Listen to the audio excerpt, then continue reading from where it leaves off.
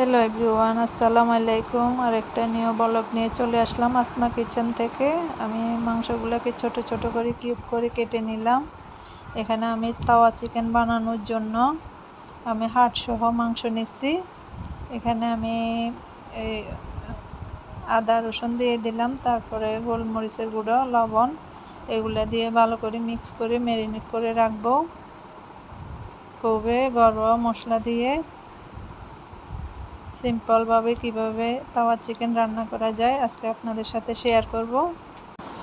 আমি আগে থেকে ফ্রাই প্যানে তেল দিয়ে এটা গরম করে নিলাম। এখন আমি চিকেনটা দিয়ে দেব। চিকেনটা দিয়ে একদম হালকা লো আছে এটাকে ভেজে নেব। খুবই লো আঁচে ভাজতে হবে, নাহলে চিকেনটা পুড়ে যাবে। চিকেনটা যেন হয়ে যায় আস্তে আস্তে লো হিটে। তো আমি এটার ভিতরে একটা মশলা বানিয়ে নিচ্ছি। এখানে পেঁয়াজ, টমেটো সস আর সয়া সস আর টক দই এটা দিয়ে আমি ভালো করে মিক্স করে নেব। এটা জিরা মশলা, তারপর গরম মশলা, মরিচ আর মুরগি সব মশলা দিয়ে এবার ভালো করে মেখে নেব। একদম ভালো করে মাখতে হবে। ভালো করে না মাখলে এগুলা মাংসের টেস্টটা আসবে না। এগুলো আমি মেখে কিছুক্ষণ রেখে দেব। চিকেনটা ভালো করে ভেজে নেব একদম লো হিটে। এখন আমি এটার ভিতরে তেলটা কমে আসছে, একটু তেল দেব। তেল দিয়ে আরও অনেকক্ষণ এগুলা ভাজতে হবে। এগুলা ভাজার ভিতরে আধা কুক হয়ে যাবে। তো আমি এখানে আরও তেল দিয়ে এগুলা ভেজে নিচ্ছি একদম লো হিটে। এগুলো ফ্রাই হয়ে আসছে। আর একটু হলে আমি বানিয়ে রাখা মশলাটা দিয়ে দেব। এখন আমার চিকেনটা ভাজা হয়ে গেছে। এখন আমি মশলাটা দিয়ে ভালো করে নাড়তে থাকবো। ভালো করে নেড়ে তারপর আপনার ঢাকনাটা দিয়ে দিব। আমি অনেক দিন অসুস্থ ছিলাম, এর জন্য ভিডিও দিতে পারছি না। আজকে আলহামদুলিল্লাহ আজকে 2 দিন একটু সুস্থ আছি আপনাদের দোয়ায়, আল্লাহর রহমতে। তো আমার তাওয়া চিকেনটা কীরকম লাগছে অবশ্যই কমেন্টে জানাবেন। যদি ভালো লাগে লাইক সাবস্ক্রাইব করে পাশে থাকবেন। আর নতুন নতুন ভিডিও পেতে হলে অবশ্যই পাশে থাকা বেল আইকন প্রেস করে পাশে থাকবেন। আমি খুবই সাধারণ ঘরোয়া মশলা দিয়ে এই রেসিপিটা বানাইছি। আমি কোনো হাবিজাবি মশলা ব্যবহার করি না তেমন একটা। তারপরে এখানে আমি কিছু কাঁচামরিচ দিয়ে দিচ্ছি। শুধু একটা ম্যাগি মশলা এর উপরে দিয়ে দেব। আমি এর ফাঁকে ফাঁকে অনেকবার নাড়াচাড়া করেছি এগুলা। এখন আর নাড়বো না। আমি এর ভিতরে ধনিয়া কুচি আর একটা বানানো সস দিয়ে দেব। টক দই আর দুধ দিয়ে আমি একটা সস বানাইছি, এটা উপর দিয়ে একটু দিয়ে দেব। এখন ধনিয়া পাতা দিয়ে দেব। আমার তাওয়া চিকেন হয়ে গেছে।